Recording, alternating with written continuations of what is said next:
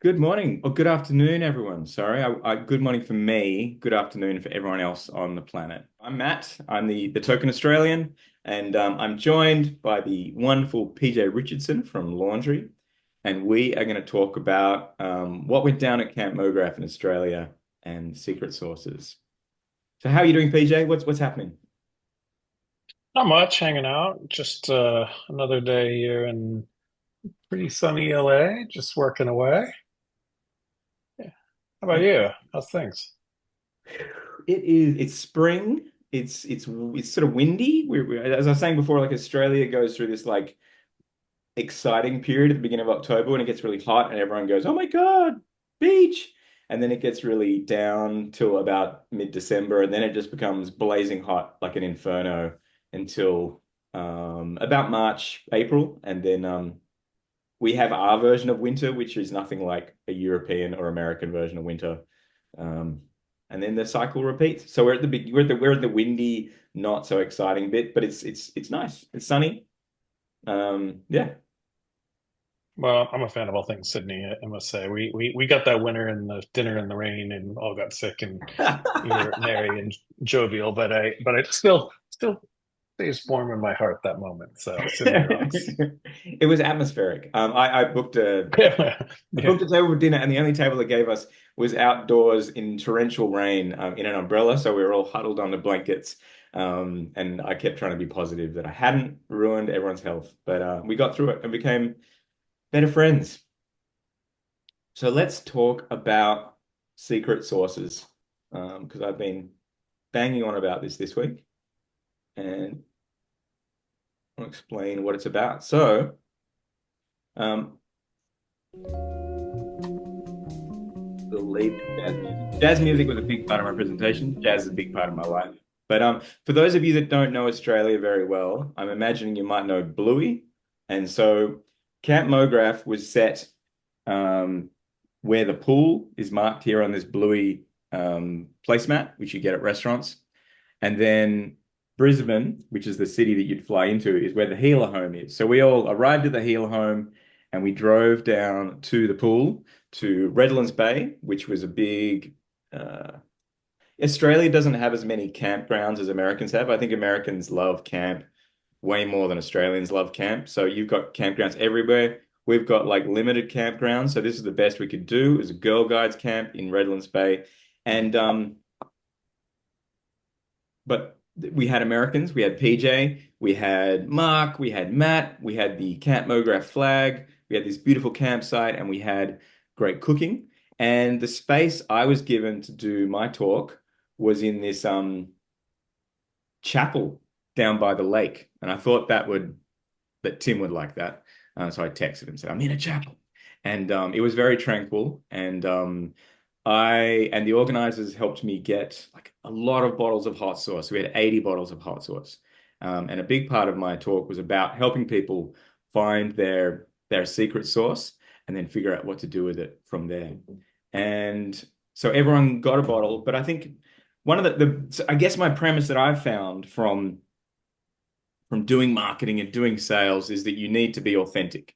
And I think trying to be authentic is a bit like when you're dating and everyone just tells you to be yourself. And you go, "Oh, I've tried that and that didn't work." Or you're trying to be yourself when you're trying to achieve something is very difficult. So I think you need to outsmart yourself and you need to go around the edge. So this workshop is which we're going to run tomorrow, tomorrow morning, for you, for me, afternoon for you, is about kind of how do you short circuit yourself and how do you outsmart yourself so you can actually come up with something different and something interesting. And a lot of this is about actually talking about the work you love and not talking about yourself. And talking about everything else other than yourself so that you can come up with some of the things that you find most precious and start to build a vocabulary and a language that you actually like and you feel less self-conscious about because you're not talking about yourself. Um, this is some of the bottles that people came up with. Um, PJ, the last session I did 5 sessions over 2 days. And the last one was with PJ and was with Gareth from Buck Sydney and Matthias from Maxon. And they were sitting together as the the heavy hitting experienced dudes, and then right next to them were a lot younger people, some people who were just in their 20s and just starting out. And it was exciting to see whether both groups of people would get stuff out of it. I think PJ's bottle was labeled continuous emotional delight. And maybe we could start there, PJ. How did you come up with continuous emotional delight as your secret sauce? So, okay, and I might need your help to remember the steps that got us there in the workshop. You guys will really get to the bottom of this tomorrow. But I think where we ended up was all of us together was like, what was the defining moment thing project in motion graphics that got you really excited about doing what we do? And in my case, it was I think the Buck David Blaine piece that was just this sort of like cell animation, continuous motion thing that just was like just so fucking cool and like just graphic and animated. I think Garrett, if I remember, was MK12's piece, maybe the Brazil piece, something to do with typography and like Yeah. just sort of kinetic typography, and that's what got him really pumped up. And so, I think from there that became like our sort of reason to be, or like what I don't know, something that just stuck with all each of us, and that became my I forget how we got there again, but what I realized was like I just like work that is just visual overload, continuously animated, magical, lots of transitions, and like that became sort of the starting point of my secret sauce and how to sort of describe myself, Yeah. No, yeah, we and what started. I love and what I love for the studio. Yeah, because we started talking about like what was the one particular thing that you saw that made you want to do this thing that you've now devoted your life to and significant, all sorts of effort and thought and care and love. And it was it was beautiful when you were sitting right next to Gareth from Buck and you went, actually, the thing that I really liked was done by Buck. And Gareth got all, oh, Yeah, and then yeah, so yeah. a beautiful fanboy moment, but then it's also about just like opening up about the stuff that you like. And it was then interesting as you were replaying to Gareth what you loved about that particular piece, and then him listening and then actually replaying to you what you said and trying to pick out those key words within this just splurge of fanboyism and adoration for something else. And I guess sort of actively listening and trying to pick out what you said and what was so important to you. Yeah, I mean, I think so. I mean, this all kind of comes back to like what our each of our positionings are as studios and as people and as artists and all that, right? Like so, and that's always a really, really, really hard one. We've all I'm it's just with like in the consultant world, it's just like, man, we get there and you're like, what the fuck does that even mean? And like, what do I do with that? Right. And Yeah. like in that case, what I think what worked really well was like, oh, we saw a studio do something rad. I love that. Just like we all loved MK12 or, whomever today. I want to do shit like that. And then it was like, well, why? What about it do I like? I like that it's illustrated. I like that it's animated. It's flowing. It's bold. It's colorful. It has a story or whatever. And those become sort of talking points for what I would describe or want to describe us as a studio or the future of us as a studio. And it became kind of a descriptor for like how I describe that without being like, I don't want to be like Buck. I want to be like us. But it becomes sort of our why to do this stuff in a very, I think, literal way. I think sometimes, with marketing statements or with whatever studio statements, you're like, we're the experts of the unexpected, or we're like, we come up with some metaphor that doesn't really mean shit. Like it kind of can, sometimes it can, but it's hard to do anything with it. Like, but if you're like, hey, I just want to do shit like this that makes me feel a certain way, it's kind of easier to latch onto that and also kind of scale it and share it within your team in the studio.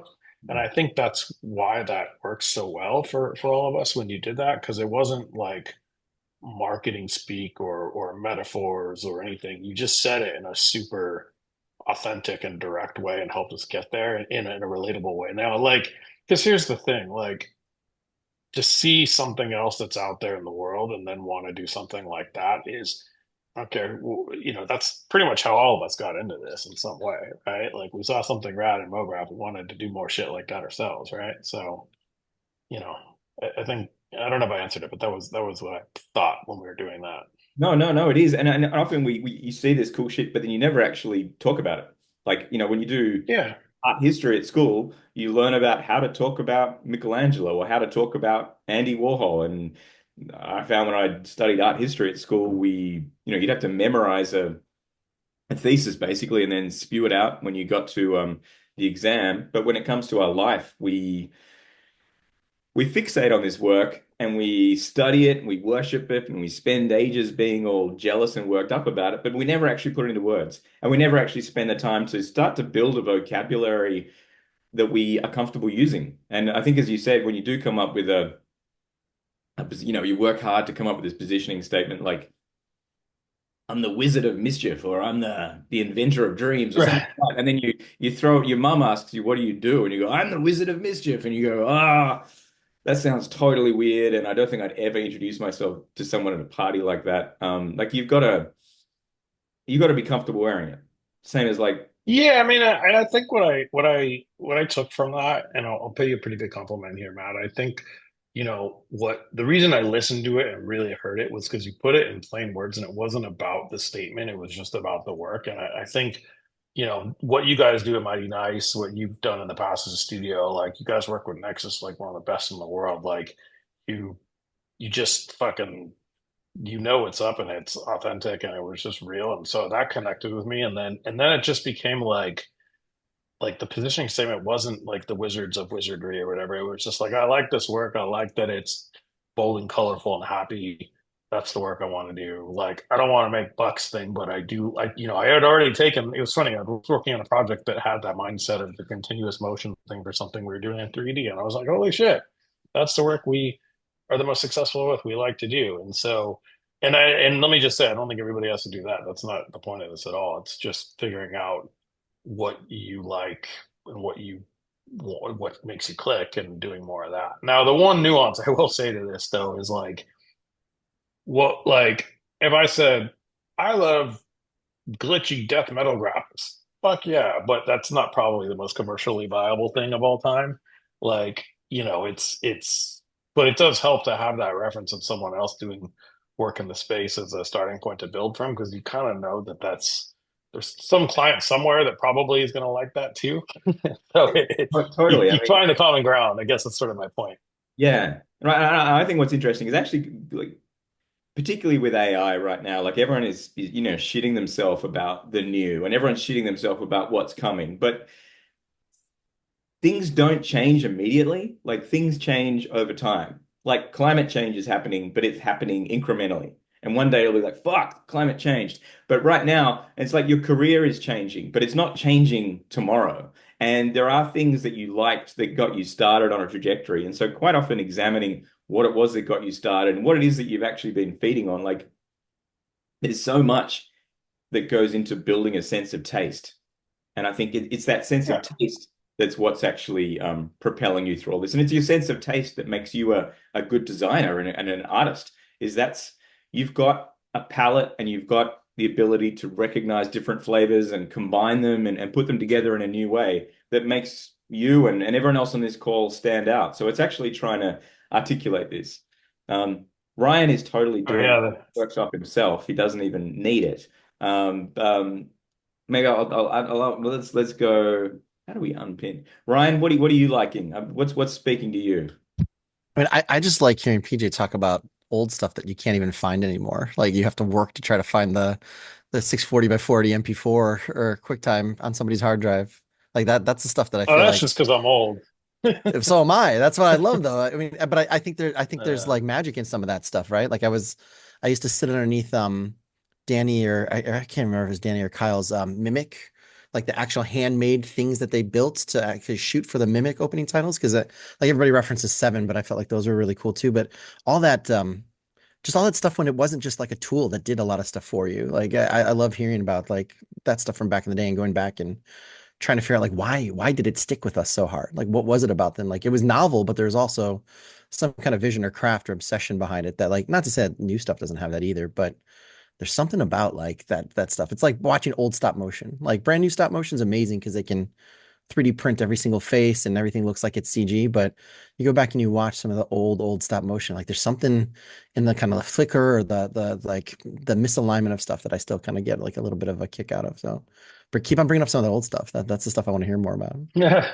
Yeah, I mean that's just great. But I think it's all of it. Like I Yeah, think yeah, totally. everybody's at a different place and a different part of the world and different shit. Like they didn't even have like no, I don't even know if motionographer even exists anymore. So like people have Instagram to find inspiration. They Yeah. find, they're like you could be I'm pumped on like XK in London or whatever. Like it's just finding that shit that you like and want to do more of yourself and unpack Yeah. and that I think is probably what I really connected with the most, Matt, is like that's the positioning statement, whether it's written out or not. You know what I mean?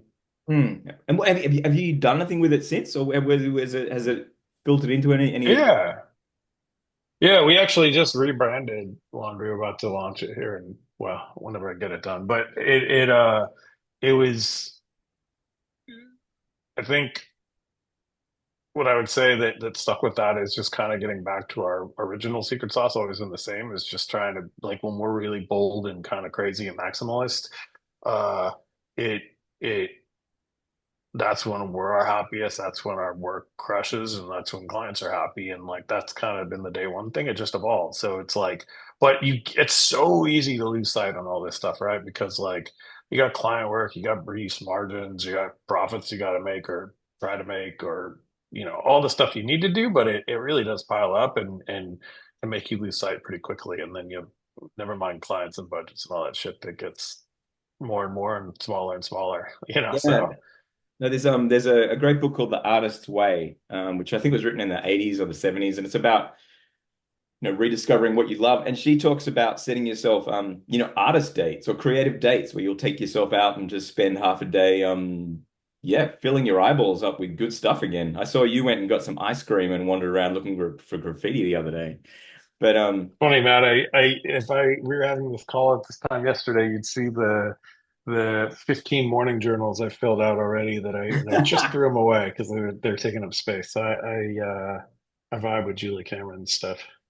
yeah, no, and it's important to finding that time amongst everything else to keep filling your brain up with good stuff that's gonna energize you and actually, yeah, provide you new Yeah, spices. I mean, and this is only one way. I don't know. This isn't the way, but one of the things it's like, what do you do with a position statement, right? You decide you like a certain type of work and want to do more of it and add your twist and all that, right? Like, I think what we took it to because we do all kinds of shit at Laundry, right? Like because it's a business and it's just gotten to that point. But I think what the positioning statement helps with the energy of the work is also without just saying I only do cell animation, I only do this, I only do that. It does help you kind of narrow the work you show, make, share, whatever, and then that becomes the positioning versus you saying what your positioning is because you're doing work in a certain spirit and with whatever clicks for you, and then that becomes your your position. You know what I mean? Like it's not that way. It's not like I do stop motion and live action and editorial and photography because I think I need to, but it just becomes your your consistent thing. Mm. No, And I I never. think that's really what you do with the positioning statement in the end, kind of. Yeah, it's almost got to be like a challenge to yourself. I think like for example, Mighty Nice's positioning statement. Like Darren just took the Mighty Nice positioning statement from a Dr. Seuss book because he thought it sounded cool and it was this little phrase hidden and stuff. But then now it's become this challenge of like we take nice ideas and make them mighty, and it's actually something that we kind of live and breathe and put into everything and aspire to. I think what is great about when you find what you love to do and the work that you want to do is that your marketing becomes this future contract. Like, this is the work I'm going to do. Because by the time I've done my rebrand, by the time I've rebuilt my website, it's going to be another 6 or 7 months at least. And so, of course, I want to be doing something bigger and better than what I'm doing now. And that's what you need to be writing for rather than finding the trickiest version of describing yourself at the moment. Yeah, I'm with you on that. I see my buddy Stefan on here. That's and I'm gonna use him as an example because it's you don't have to say your positioning. Like I don't know if he thinks or sees it this way or not, but his positioning is pretty specifically good and specific. Like he does audio and music and composition mainly in and around like gaming and product, but with a very like sophisticated design eye. It's not just like, shoes or whatever, but it's clear as day what the positioning statement is without saying a word because it's looks like work he loves and it's within a sort of a curated world and it works. Like I know exactly what we're gonna get and who to pair him with and everything. Like it's so What's your positioning and I statement? think that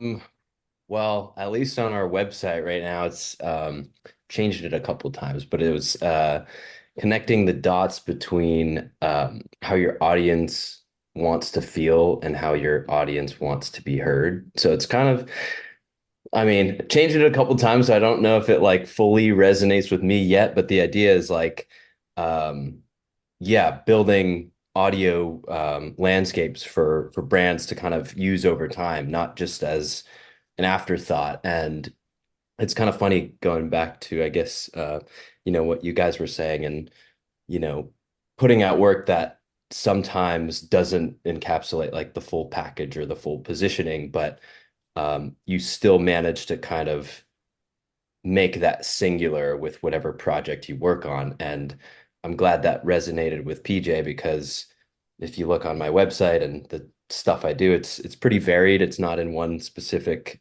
um, niche or industry, but everything kind of hopefully makes sense to the end user, to me.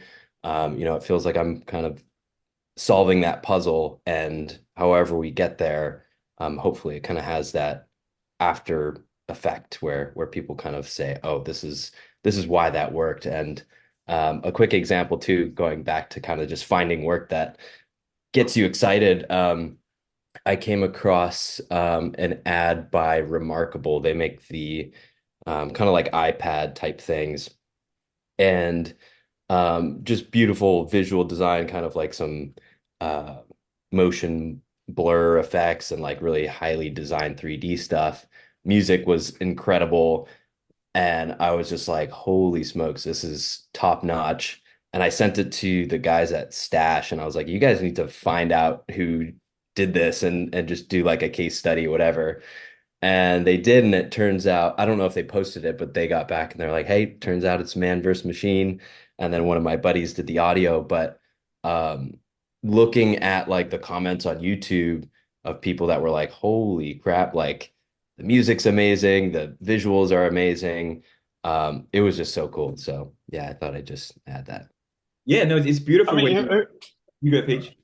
go ahead. Oh, I was just gonna say, I mean, what look, no one goes to our website to read our positioning statement. They just don't because they don't like it's they what and Savon's very humble, but he's nicest dude and hippest motherfucker in the world and just like has good taste and so does the projects he works on consistently. And that's kind of what it comes down to. Like word of mouth, go on the work, go on the site, see the work fits a certain style and tone consistently and knowing that you can trust because of the consistent look and or execution and being like, yeah, that's my dude. Like or that's my studio. And like I think that's what the positioning statement helps all of us get to. And it doesn't have to be fun or anything. It just has to be what clicks for you and hopefully the client space, and then just creating that world in a consistent way that because that's how we look at freelancers. That's how clients look at us. They come to our site and be like, hey, can they do that particular thing with just the right execution, the perfect taste, and a ton of examples of it? Boom, I know I can trust them to get this done and not have to wonder if it'll get done. Like, and I think that's what I think you helped us get to, Matt. And it was like not about wording; it was just about finding that sort of style moment. And so, I Yeah, don't know. That's how I took it, at least. thank you. Yeah, and I think it's hard because I know someone who was so paralyzed by trying to come up with that perfect positioning statement that they ended up taking their website down and kind of like going backwards because they weren't like, oh my God, Yeah. I can't find the words. And it's that paralysis is terrible, and it sort of undermines your own confidence while you're trying to do this good thing. And I think there are simpler ways to go about it, and you're already putting yourself out there in multiple ways. But that was when I felt really, really sorry for my friend who did that. Um, nice. Yeah. But I'm going to do a quick, hang on. We are at nearly at the half hour. If you would like to explore your secret sauce, I'm doing a webinar tomorrow and I'm going to reenact the whole CampMograph experience. It's free. And I call it building the creative business you already own because I believe that a lot of us, well, we all have businesses, and it's about how do you dig in and make them better, and how do you feed the things that you love back into your business because it's easy to take them out and it's easy to forget about those bits. So, if you would like to come, it's at 3 p.m. Tomorrow. I think that's Pacific time, not Eastern, because otherwise, if it was 3 p.m. Eastern, I would be up way too late. So I'm sure you'll get a message about it. I'd love to see that. It is free, and I'd love to take you through my process. There'll be a lot of jazz, there'll be a lot of food metaphors, and if you came to CampMograph, I would have given you a physical jar of hot sauce to take away, but because I don't know who's coming, I can't actually do that. And I do owe Jason a bottle of hot sauce, still, which I will get you because I do have one left, Jay, so it's coming. Standing by. I've got chips and salsa ready. Okay, thanks, man. Well, thank you. I mean, that's about it. That's a half an hour. Anyone got any other thoughts? I see that some people have been putting up the things that they love, which is awesome. Jed, Red of the Lost Ark. That was your North Star. That was the moment the light bulb went on over my head. I still remember it at 11 years old. I had seen the movie and it blew me away. And then like just by chance, like whatever, a month later on the public television station, I saw the making of and I was like, holy shit, somebody gets paid to do that? Like, I'm in. Where do I sign up? How many copies of Raiders do you own? Like, do you have it now on Blu-ray, DVD, VHS? Do you have a Spielberg alter to it, or is it just a I don't. I think I have a Blu-ray. One of my favorite things is there's an old book that I think it came out when the movie was made about the making of. It basically tells a bunch of behind the scenes stories and stuff. That's sort of a fun throwback to that. Yeah. I read that the PG-13 rating was invented because Raiders and Gremlins were such gnarly family films, like with people's heads getting melted off and getting like to the ground, that they actually go, holy shit, we need to invent a new rating because this is not friendly to 6-year-olds. I think it was Temple of Doom, the second film, that they kept saying they were going to give it an R, and and he had so much power, he basically said, make up a new one. It can't be R, make up a new one, and they did. Excellent. Anyone else, or otherwise, keep it in your notebook and come tomorrow, and we will geek out on a massive level and share all the things that everyone loves. And I guess hopefully then dig beyond that and figure out how we can flip it and start talking about yourself in a more aspirational and creative way with less tricky words and no jargon and Australian candor aplenty.